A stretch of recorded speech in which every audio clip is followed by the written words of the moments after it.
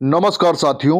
आज हम बात करने वाले हैं मध्य प्रदेश MPESB समूह 5 के अंतर्गत नर्सिंग ऑफिसर, स्टाफ नर्स संयुक्त भर्ती परीक्षा 2025 की बेस्ट बुक के बारे में, जो कि चक्षु प्रकाशन से है।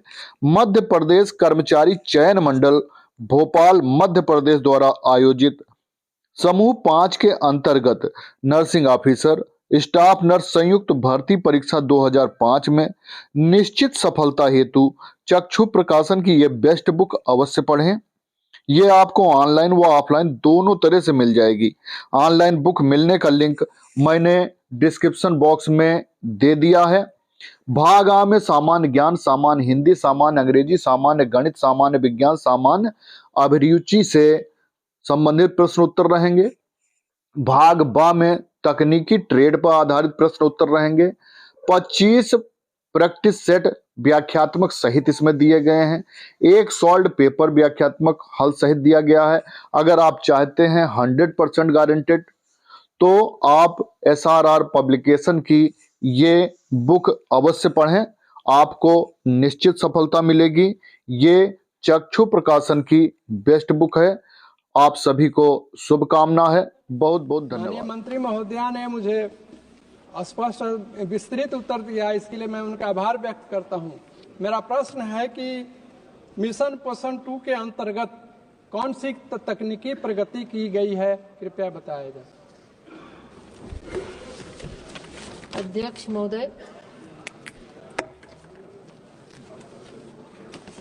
माननीय सदस्य के द्वारा पूछे गए, चूंकि आदरणीय प्रधानमंत्री श्री नरेंद्र मोदी जी के दूरदर्शी नेतृत्व से हमारी सरकार महिलाओं और बच्चों के लिए स्वास्थ्य, सुरक्षा, क्षमता और सहभागिता को सुनिश्चित करने के लिए दृढ़ता से कार्य कर रही है और आंगनवाड़ी को और सक्षम और प्रभावशाली बनाने के लिए इसके इकोसिस्टम को और मजबूत करने के लिए मिशन पोषण 2.0 सक्षम आंगनवाड़ी मिशन पोषण 2.0 के तहत, जिसमें कि 6 वर्ष से कम उम्र के बच्चों के लिए पोषण वितरण और ECC early childhood care and education को बढ़ाने के लिए प्रतिवर्ष, जिसमें 40,000 करके प्रतिवर्ष उसमें सैंक्शन के लिए है। लगभग 2 लाख आंगनवाड़ी केंद्रों का हमने सैंक्शन किया और उसको उन्नत बनाने के लिए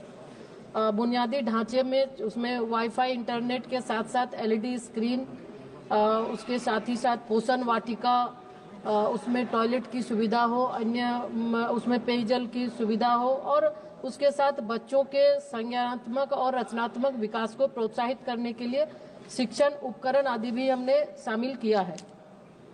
तो कई ऐसे इंटरवेंशन जिसके माध्यम से पोषण 2.0 के माध्यम से, ताकि बच्चों को, हमारे बच्चे सिर्फ पोषण ही नहीं, पोषण के साथ साथ पढ़ाई और बेहतर स्वास्थ्य के लिए हम ध्यान देते हैं और लगभग 10 करोड़ से ज्यादा लाभुकों को हम इसके माध्यम से लाभ भी पहुंचा रहे हैं।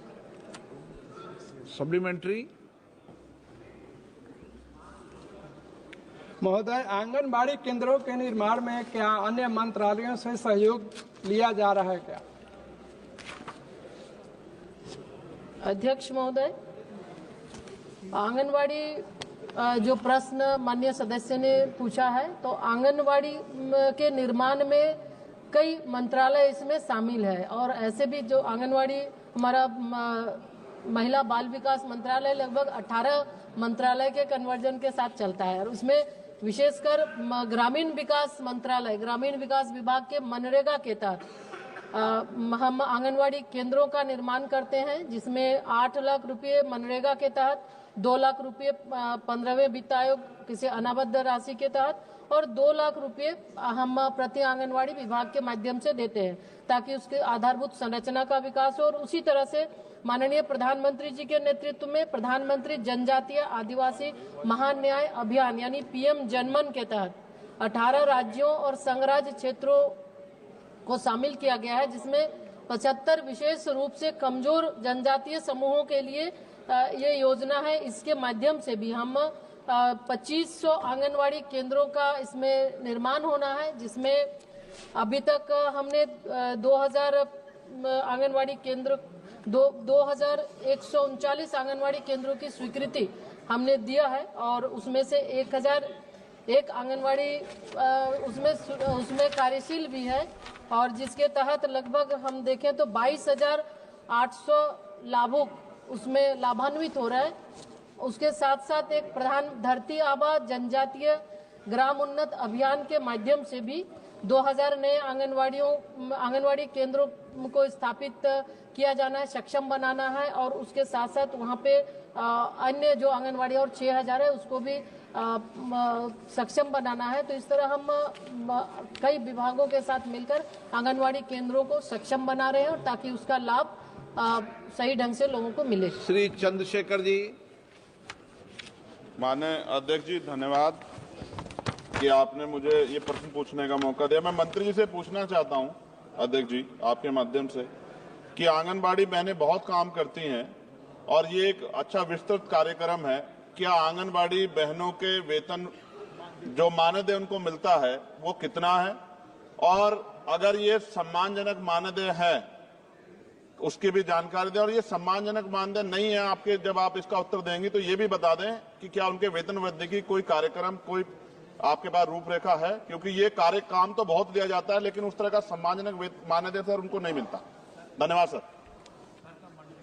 अध्यक्ष महोदय, क्योंकि आंगनवाड़ी की जो कार्यकर्ता हैं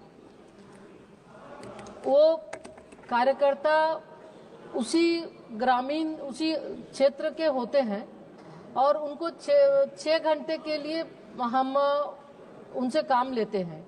निश्चित रूप से आज वो बहुत ही बेहतर काम कर रही है और विभिन्न राज्य सरकार भी अलग अलग तरीके से उनसे काम ले रही हैं।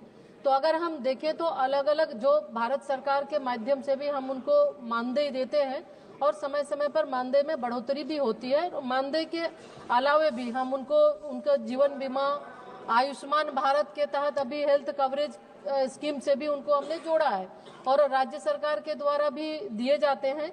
तो उसमें अलग अलग राज्य सरकार के द्वारा भी जो राशि दी जाती है, कहीं 15,000 कहीं 10,000 इस तरह से, और आने वाले समय में भी ये लगा नहीं राज्य सरकार महोदय, विभिन्न राज्य जब ये कार्य तो अलग अलग वो टॉप अप देते हैं और टॉप अप के माध्यम से देखेंगे तो विभिन्न राज्यों के इसमें मानदेय एक रूप में नहीं है। हम चूंकि इस प्रश्न से संबंधित नहीं है, हम आपको डिटेल देंगे कि किस राज्य में कितने दिए जा रहे हैं। भारत सरकार समय समय पर 2018 में भी बढ़ाई है और हम जैसा महसूस करते हैं उनको हर तरह की सुविधाएं उपलब्ध करा रहे हैं। श्रीमती संध्या राय। धन्यवाद अध्यक्ष महोदय जी। मैं आपके माध्यम से माननीय मंत्री महोदय से पूछना चाहती हूँ, महिलाओं और बच्चों को पोषण संबंधी लाभ मिले उस दिशा में हमारी सरकार की पहल है कि हर आंगनवाड़ी केंद्रों पर या आसपास सरकारी स्कूलों में या पंचायत की भूमि पर पोषण वाटिकाएं बनाई जाएं, जिससे हमारी महिलाओं और बच्चों को भरपूर पोषण मिल सके। इसलिए मैं माननीय मंत्री जी से पूछना चाहती हूँ कि अभी तक पूरे भारतवर्ष में व मध्य प्रदेश में अभी तक कितनी पोषण वाटिकाएं संचालित हैं और आगामी हमारी सरकार का क्या लक्ष्य है। धन्यवाद।